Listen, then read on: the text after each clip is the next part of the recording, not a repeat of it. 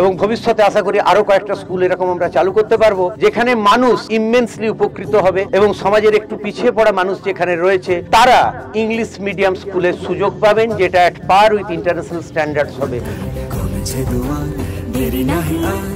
এসো এসো এসো এসো সুন্দর এসো সমারোহে এসো হে পর